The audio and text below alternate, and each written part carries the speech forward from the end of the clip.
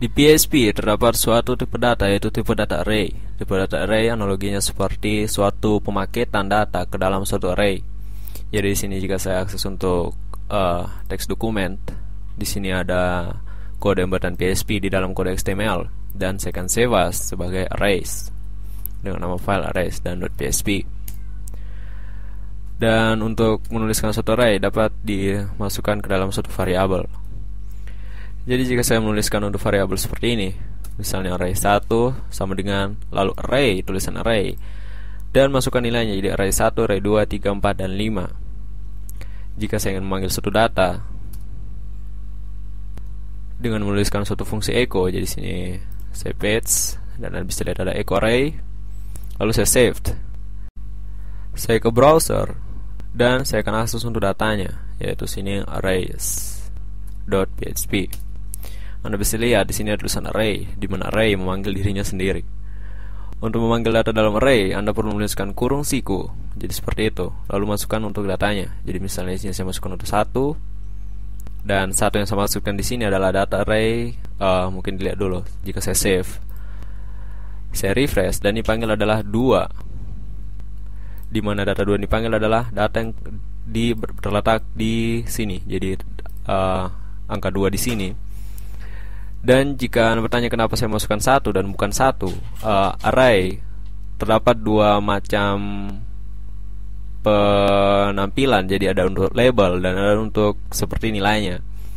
Untuk memanggil array dari suatu label pertama itu menggunakan angka 0. Jadi jika saya save, saya kembali ke browser dan saya refresh, di sini muncul angka 1. Dan jika untuk dijabarkan, saya akan menuliskan suatu code yang saya akan paste di sini. Jadi di sini ada pre, atau ini merupakan kode HTML dan ditutup dengan pre juga. Lalu ada PHP print underscore r dan data array yang akan dipanggil. Jadi di sini ada variable array yang akan dipanggil. Sini sebelumnya saya tuliskan biar. Dan jika saya saved, saya kembali ke browser dan saya refresh.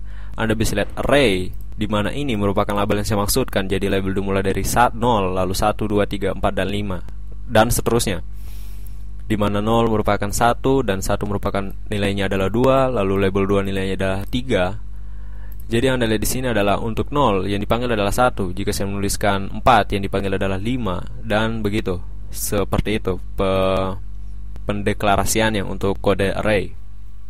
Di dalam kode array juga dapat dimasukkan suatu data string, data integer atau numerik, dan array sendiri, dan juga termasuk untuk variabel.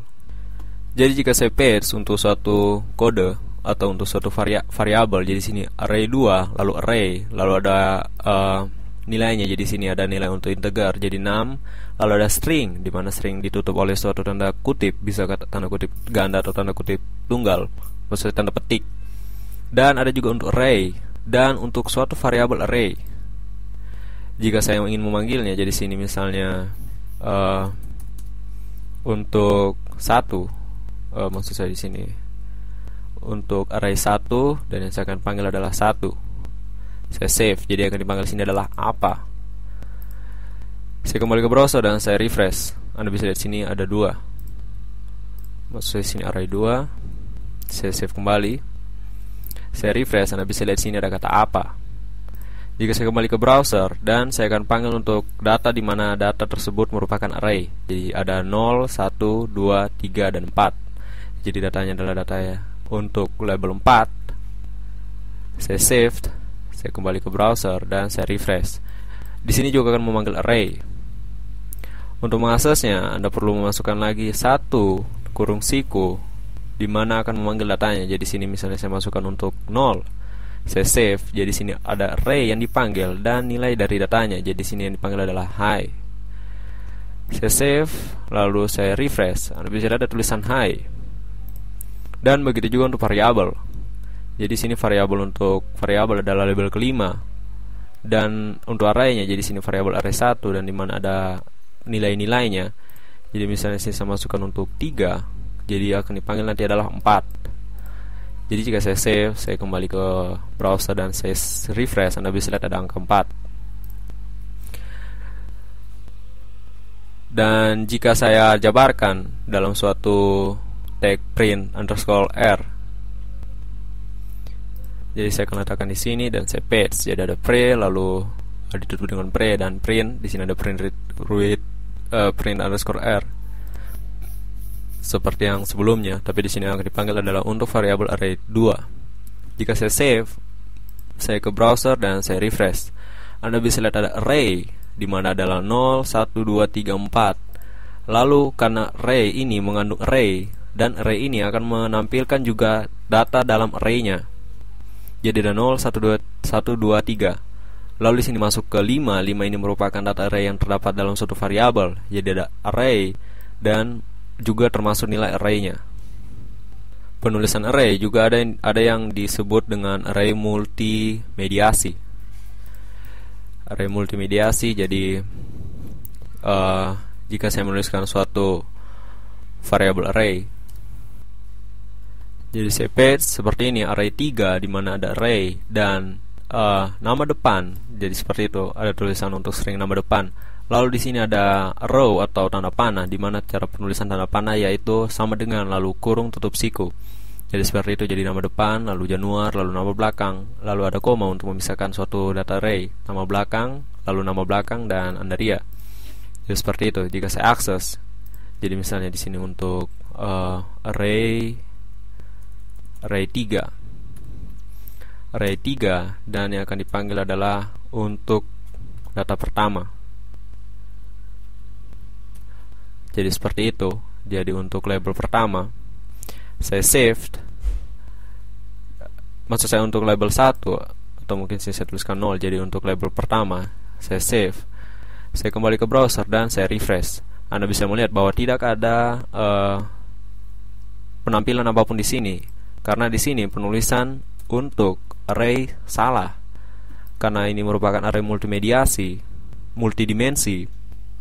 Jadi yang Anda harus masukkan adalah nama atau label dari array. Jadi seperti ini.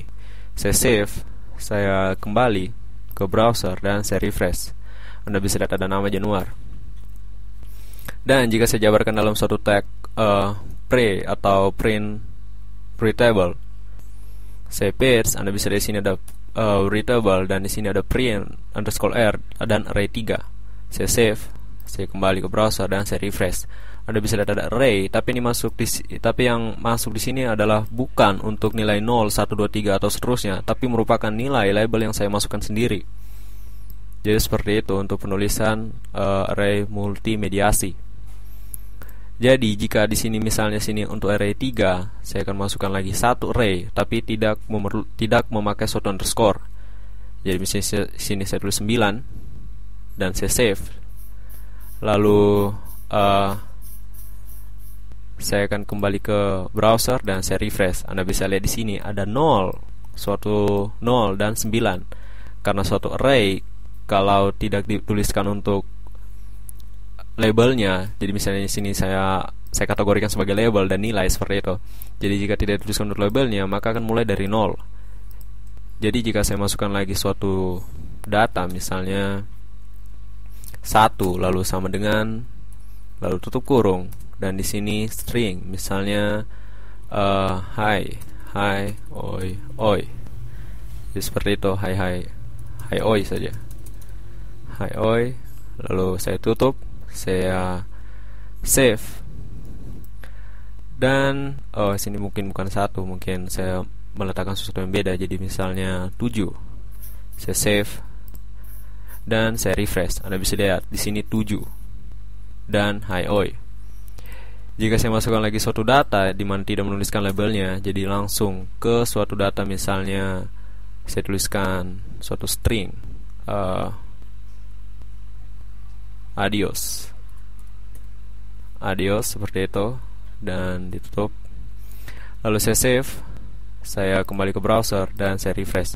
Anda bisa lihat di sini mulai dari 8. Jadi untuk 0 dari 1 sampai 6 lagi tidak dimasukkan karena angka terakhir adalah 7. Jadi akan dilanjutkan ke angka 8. Selain itu, penulisan array terdapat beberapa fungsi dan lainnya.